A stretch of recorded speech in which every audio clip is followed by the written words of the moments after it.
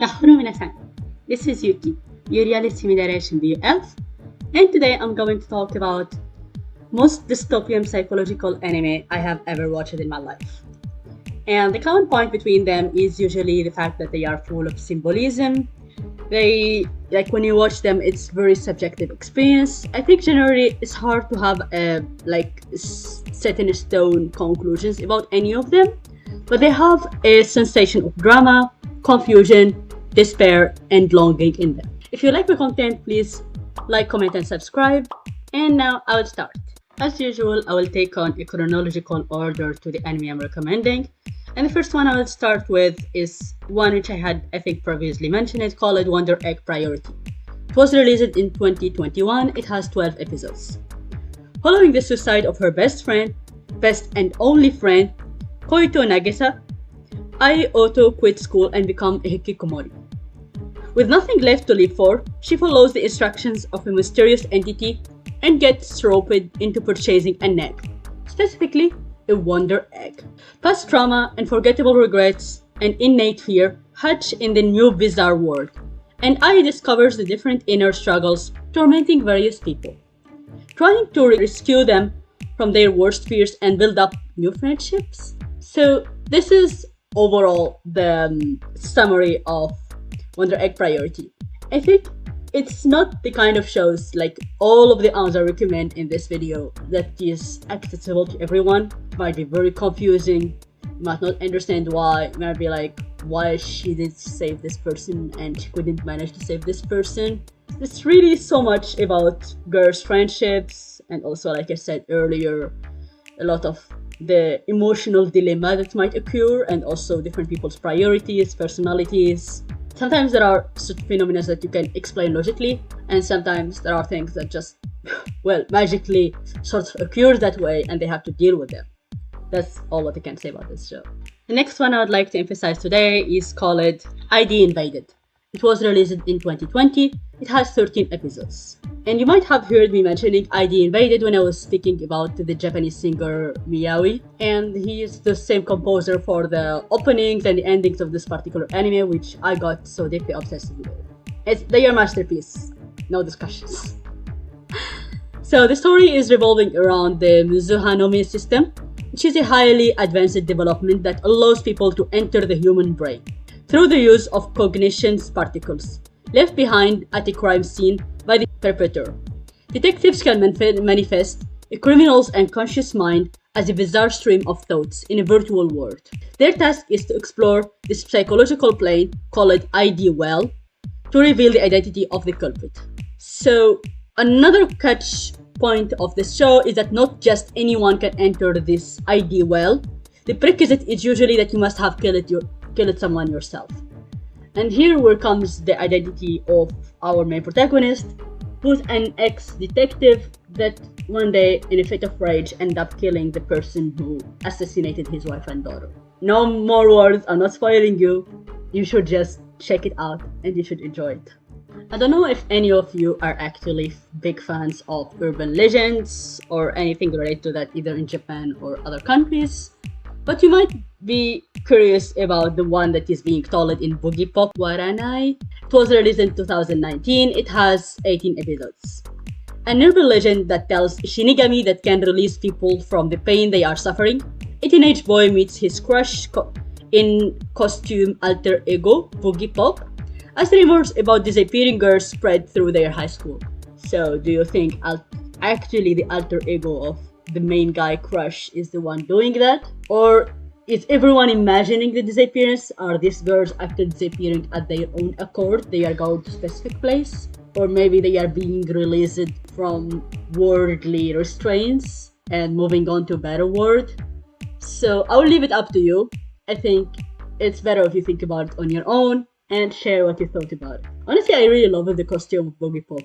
Made me think I want to cosplay it at some point. Now to the next show, which is called Kokkoku, and it was released in 2018. It has 12 episodes. Juri Yokawa, who during a kidnapping of her nephew and brother discovered that her grandfather can stop time using a mysterious stone, and that can that they can move freely when time is standing still. You might be thinking like this anime is gonna be like maybe 30 years or 10 years timeline, or maybe some few days happening. You will be surprised to discover at some point like the whole show just happened in maybe 10-15 minutes overall. I couldn't believe it when I reached that point. I was like, really? After all this? Just this timeline?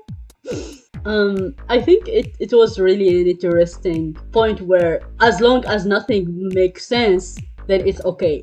Because if something in this show starts making sense, you will have to realize something is fundamentally wrong. Something very bad is gonna happen. This is what I can tell you about it. Did you ever come across the name Kubikiri Cycle, which was released in 2017 and it has 8 episodes? Due to mysterious disease, the genius Iriya Akagami has been forced to stay in a mansion on the isolated Wet Crow's Feather Island, with only a handful of mates. To keep herself entertained, Iriya invites a variety of fellow geniuses to stay as guests in her home, until one of the guests was found killed in a gruesome murder in the night without a single clue to the identity of the killer. So what do you think would happen? As expected, a big investigation, and with a bunch of geniuses available in the same island, and again, all of them specialize in very different fields. I would be very curious about the outcome. Although at the same time, because it's a dystopian kind of show, the emphasis would be less on the investigation as opposite to a regular detective anime, to kind of wordplay and epistemologies and philosophy and those kind of things. So if you love that kind of shows, here it is, just jump on it. It's just 8 episodes. You can finish it probably in just one evening. I remember I watched this show back in middle school, and I remember I was very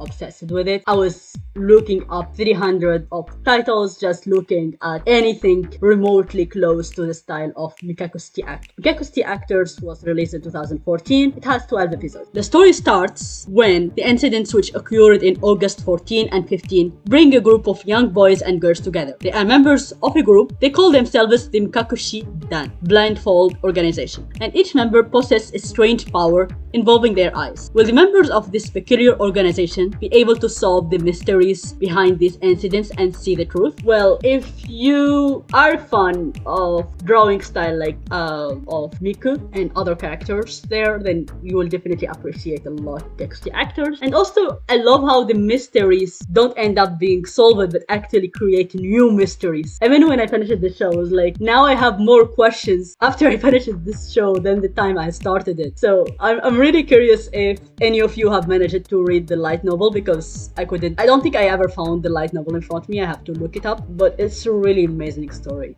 And I think amazing animations, characters, even the level of originality is something that I didn't see before. Like, back then at least, that wasn't very common. I was telling you earlier how I got so much obsessed with Mekakucity Actors that I was on the lookout for anything slightly remotely similar to it. And I managed to find something, surprisingly. I mean, 2 shows, not just one. First one I'd like to talk about here is called Mawaru Penguindrum, if you ever saw it. And Mawaru Penguin was released in 2011. It has 24 episodes and also a movie, which I should watch very soon.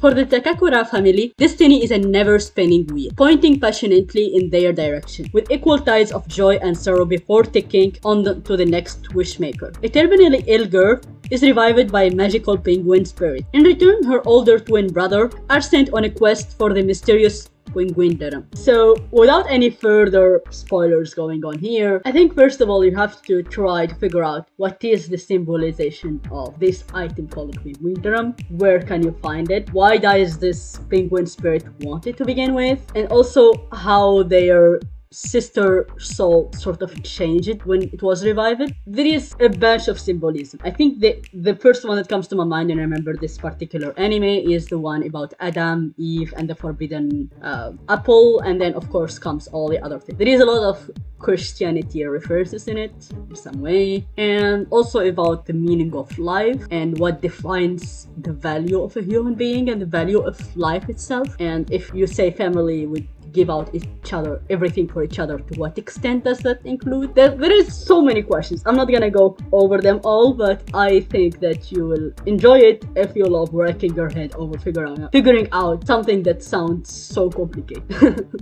Like me, yeah, I love doing that. The final show that I would like to talk to you today about is called Monogatari Series. It was released in 2009 first time, and then it has 3 movies, 111 episodes. I think I would say it's really hard to summarize Monogatari in any way. You all know Monogatari Series has a lot of arcs in it, lots of stories, lots of side characters, many, absolutely a lot. There are some arcs that you will absolutely enjoy, some arcs that are really disgusting, some arcs that are really full of ecchi moments, that siscon moments that you wouldn't really appreciate that much, I think. Koyomi Araragi, a third-year high school student, manages to survive a vampire attack with the help of Meme Oshino, a strange man residing in an abandoned building. Through being saved from vampirism and now a human again, several side effects such as superhuman healing abilities and enhanced vision still remains. Regardless, Araragi tries to live in the life as a normal student, though several tales involving demons and gods the series follow Araragi as he attempts to help those who suffer from supernatural malady. The Monogatari series was not released in order, and I would recommend usually getting season order recommendation online after diving into the series. Like, if you want to watch the whole thing in order, it's better to check the order in advance because it was never released in its own chronological, logical order at all. And the anime has occasionally gore, ecchi moments, and even incest fan service. So you must be aware about that when you start it. Like, not say, oh, Yuki recommended it, but it turned out to be such a trashy show. No, I know it has its own difficult moments, but it's a good show overall. And I should get the courage to finish the recent seasons. Honestly, I just should. So I hope that you enjoyed today's episode, and if you have any opinions, any debates you want to start with me regarding any of these shows, and even if you have further questions, feel free to put them down in the comments, and I'm always open to respond back to any of your thoughts. So have a nice day. Bye bye.